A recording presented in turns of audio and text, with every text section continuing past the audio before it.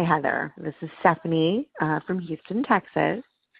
Absolutely not. Dresses over jeans. Why? Why? Why did we ever do that? And why have people started to do it again? I don't know, Stephanie. Yeah. No, ma'am. No, ma'am. Have a great day. Okay, that's Wow. that was a perfect voicemail though. Clean, concise. I used to throw in a juicy couture terry cloth. Remember the tube top dress? The tube dress? That made everyone look pregnant. But I was thriving because I was already in apple shape. So I was like, well, the thin girls look pregnant. We're all in this together.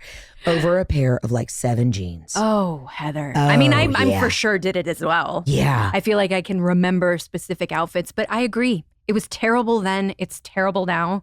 Like, the onslaught of like revisiting the late 90s, early 2000s in fashion, I don't know. Did you see the thing that's about to come out? Now you have on the meshy, the bedazzled shoes. Yes. Okay. What are these? Like the Row or something? They're Kate. Okay. Well, these are really nice. Thank you. But did you see? Remember that slipper? And everybody had them. And they were bright colors, and it was just the top. And I think they're called like the Chinese slipper. Yes, that's what they're called. yes. The like satin ones. Yeah, the satin ones. But they had the mesh, and they had the flowers on them, and you had like hot pink and blue. They're coming back, and everybody knew. And I remember how stinky everyone's feet were. Oh yeah, in those little mesh slippers, running all over Manhattan. Oh yeah, they're back. They were barely a shoe. It's like your foot was pretty much on the pavement. If you stepped on a needle, it was over for you hoes.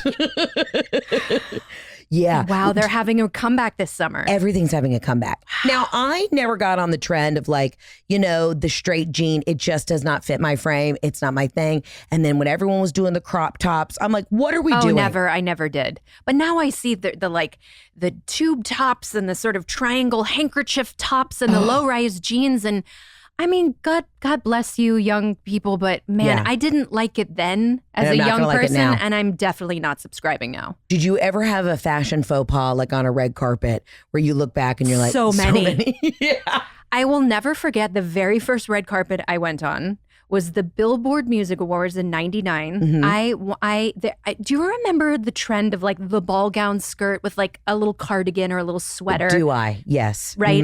I remember Gwyneth Paltrow at maybe it was like some movie premiere or something. And so that was my inspiration. Except my ball gown skirt was lime green, purple, and pink plaid. Wait, hold on. Tina has a photo of this. Yep, there it is. There it is. And a pink Angora sleeveless turtleneck with crystals on it. I had green eyeshadow, I want to say. Yeah. I mean, but you could, I had long blonde extensions. I thought it was the most elegant. I'm like, who needs prom? Yeah. Who needs prom when you could go to the Billboard Music Awards in that ensemble? Was there ever, like when you were at the Billboard Music Awards, was that when Christina and Britney were also doing their thing? Oh, yeah. Did they ever throw you guys in a green room together? Never. Really? No, I never crossed paths with any of them. I with Jessica Simpson I did, but never with Christina or Britney. Wow. Never met them. Okay. No. Oh, all right. Okay, well. There's still time. Well, this interview is over. You're like, I'm not interested anymore. No, I mean, but that's why I think you guys kind of got out. Y'all took the right path. Sure. I mean, that's a lot of pressure. But again, look what they did to the women. Look what they did to female pop stars. You interview half these guys, they're all doing fine. Yeah. They never had this existential crisis. It's all the women, the pressure we put on the women.